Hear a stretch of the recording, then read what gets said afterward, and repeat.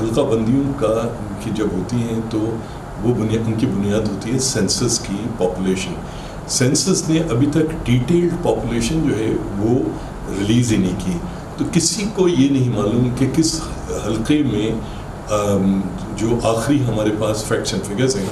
وہ ہیں 1998 کے سینسس کے. تو کس حلقے میں کتنے اردو بولنے والے ہیں, کتنے کچی آبادی میں رہنے والے ہیں, کتنے پنجابی, کتنے سندھی بولنے والے یا بلوچی بولنے والے لوگ ہیں, ان کا کسی کو ادراک ہی نہیں ہے. تو لوگ جو ہیں چھوٹی چھوٹی چیزوں سے اندازے لگا رہے ہیں. کراچی جیسے شہر میں جو لسانی بنیادوں پر جغرافیائی طور پر تقسیم ہے, حلقہ بندیوں پر تنازع شہر کی جو سیاست ہے اس پر کیا اثرات مرتب کر سکتا ہے؟ نہیں, دیکھیے پہلی بات تو یہ کہ سینسس کا 2017 تو ہو گیا, مگر 2017 کے جو سینسس ریزلٹس ہیں وہ ابھی تک آفیشیل نہیں ہوئے, فائنل نہیں ہوئے. پروویژنل ریزلٹس ہیں جن کی بیسس پہ, یعنی جو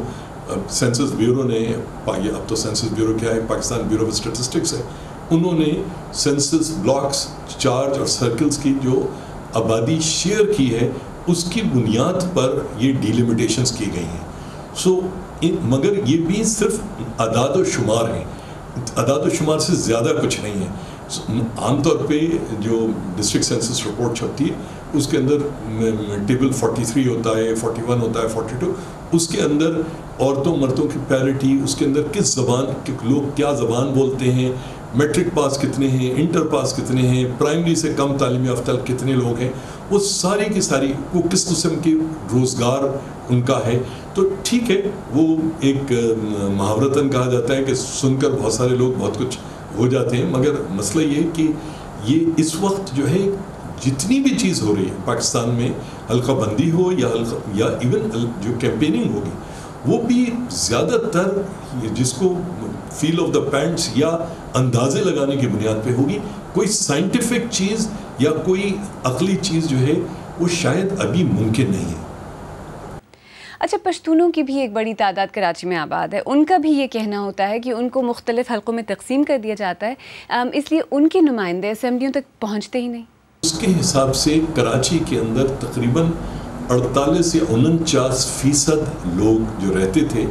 وہ اردو بولنے والے تھے, مگر بہت بڑی تعداد ایسی تھی لوگوں کی جو دوسری زبانیں بولتے تھے, مطلب سرحد سے آئے تھے, پنجاب سے, سدرن پنجاب, بلوچستان, انٹیریئر سندھ سے, مگر ان کا ووٹ بھی اس وقت جو تھا وہ کراچی میں رجسٹرڈ نہیں تھا. مینول لسٹیں بنتی تھیں, نادرا کا کوئی وجود نہیں تھا, وغیرہ وغیرہ. اب نادرا کے آنے کے بعد جن لوگوں کے پرماننٹ ریزیڈنس جو ہیں کراچی میں آ گئے ہیں, یا جن لوگوں نے یہ طے کیا ہے کہ انہوں نے کراچی میں رہنا ہے, کیونکہ بہرحال 1998 کے بعد سے بہت سارا پانی جو ہے وہ پل کے نیچے سے گزر چکا ہے, تو اس کی وجہ سے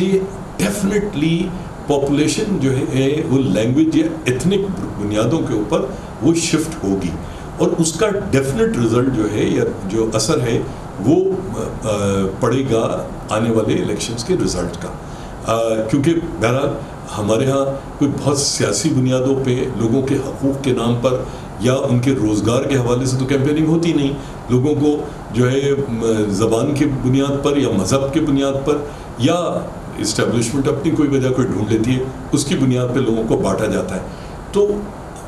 اس ساری صورتحال کے اندر میں چونکہ بنیادی طور پہ ڈیٹا جرنلزم میں بلیو کرتا ہوں, تو مجھے وہ کانکریٹ ٹینجیبل ریزن کہ جس کے اوپر کوئی تنقید کر سکے یا علم احتجاج جو ہے بلند کر سکے, وہ میرے لیے بہت زیادہ سمجھ میں آنے والی بات ہے نہیں.